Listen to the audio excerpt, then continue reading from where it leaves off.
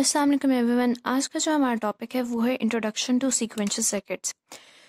Sequential circuits और combination circuits में जो बेसिक फ़र्क होता है वो सिर्फ मेमोरी एलिमेंट का होता है, क्योंकि कम्बिनेशन सर्किट्स के अंदर जो आपके पास आउटपुट है वो सिर्फ करंट इनपुट्स पे डिपेंड कर रहा होता है, जबकि सीक्वेंशियल सर्किट्स में आपके पास जो आउटपुट है आपका, ठीक है, वो आपके करंट इनपुट्स पे भी डिपेंड कर रहा होता है और आपके प्रीवियस इनपुट्स पे भी डिपेंड कर रहा होता है, या कह लें प्रीवियस आउटपुट्स पे भी डिपेंड कर रहा होता है।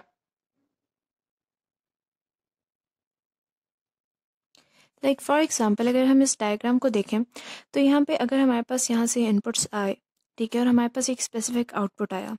अब वो आउटपुट शो तो होगा बाहर, लेकिन वो यहाँ पे स्टोर भी होगा मेमोरी एलिमेंट के अंदर, और वो एज एन इंटरनल इनपुट दोबारा से फीड किया जाएगा सर्किट के अंदर, ठीक है। और सिंपली ये अगर मेमोरी एलिमेंट आप इस सर्किट के साथ अटैच कर दें तो इस सर्किट को आप कहते हैं सीक्वेंशियल सर्किट। अब जैसा कि आप लोगों को पता है कि कम्बिनेशन सर्किट्स की एग्जांपल्स क्या होती हैं, half adder, full adder, multiplexers या डिकोडर, सब्ट्रैक्टर्स, ठीक है। तो उसके अंदर जो आउटपुट होता है वो सिर्फ करंट इनपुट्स पे डिपेंड कर रहा होता है। लाइक फॉर एग्जांपल अगर हम यहाँ पे हाफ एडर को देखें, हाफ एडर, तो उसमें क्या होता है कि फॉर एग्जांपल आपके पास एक एक नंबर है, एक इनपुट आपके पास 0 है, एक आपके पास 1 है, तो ये इनको ऐड करेगा और आपको इसका आउटपुट दे देगा, ठीक है। अब फॉर एग्जांपल आपके पास 0 0 है, ठीक है, तो ये 0 0 को ऐड करेगा और आपको आउटपुट दे देगा। उसके बाद अगर आपके पास 1 0 है तो 1 0 को ऐड करके आपको आउटपुट मिल जाएगा, और अगर 1 1 है तो आपको आउटपुट मिल जाएगा। अब अगर इसमें हम देखें कि यहाँ का ये जो पर्टिकुलर आउटपुट है ये सिर्फ इन इनपुट्स पे डिपेंड कर रहा है, और ये आउटपुट इन इनपुट्स पे डिपेंड कर रहा है, ये वाला इन पे कर रहा है। लेकिन फॉर एग्जांपल अगर आपके पास, अगर ये है आपके पास 0 1, ठीक है, ये 1 0 को ऐड करने के केस में 0 1 आ गया आपके पास आउटपुट में। फॉर एग्जांपल आपके पास जो पहला इनपुट है वो अब 1 हो गया, आप चेंज कर देते हैं, और दूसरा इनपुट भी आप चेंज कर देते हैं, तो अब की जो आउटपुट है वो आपके पास 1 0 है। इस आउटपुट का इस स्टेट से कोई लेना देना नहीं है।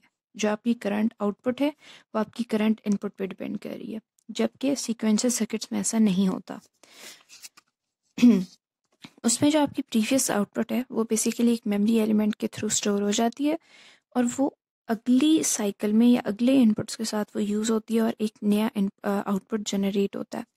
इसकी जो मोस्ट कॉमन एग्जांपल्स हैं वो हैं फ्लिप फ्लॉप्स, रजिस्टर्स और काउंटर्स, जो कि आगे आने वाले लेक्चर्स के अंदर हम इनको भी देखेंगे। लेकिन अगर हम सबसे सिंपलेस्ट अभी एग्जांपल देखें तो वो काउंटर की है, कि फॉर एग्जांपल आपको आपके पास एक वैल्यू है x 0, ठीक है, आपकी इनिशियल वैल्यू ऑफ x जो थी वो 0 था, और आपने हर दफ़ा 0 में 1 ऐड करना है, ठीक है।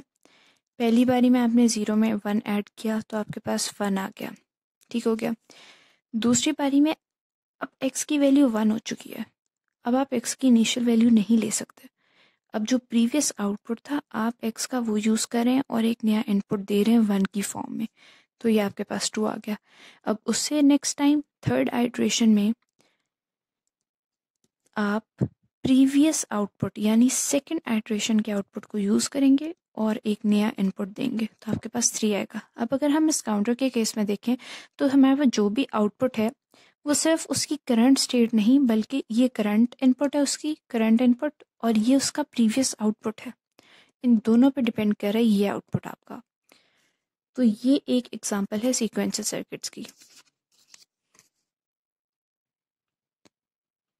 Output of the circuits depend upon the present inputs as well as the previous inputs or outputs.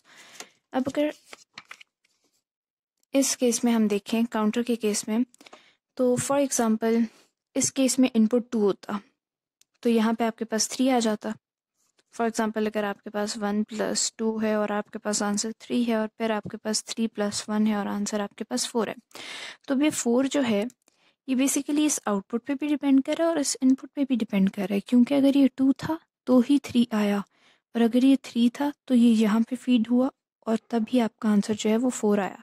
वो करंट इनपुट पे तो कर ही रहा है, उससे पिछली इनपुट्स और आउटपुट्स पे भी डिपेंड कर रहा है। इसी को हम कहते हैं सीक्वेंशियल सर्किट्स। एग्जांपल्स हमने इनकी देख ली।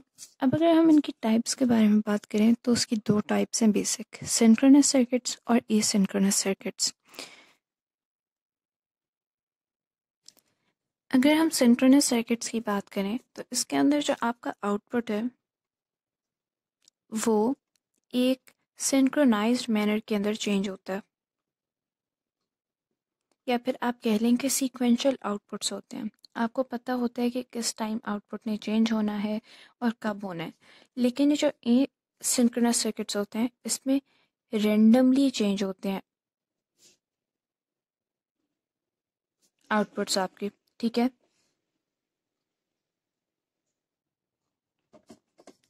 अब अगर हम देखें कि सिंक्रोनस सर्किट्स के अंदर होता क्या है। फॉर एग्जांपल यहाँ पे हमारे पास दो सर्किट्स हैं, सेम सर्किट्स,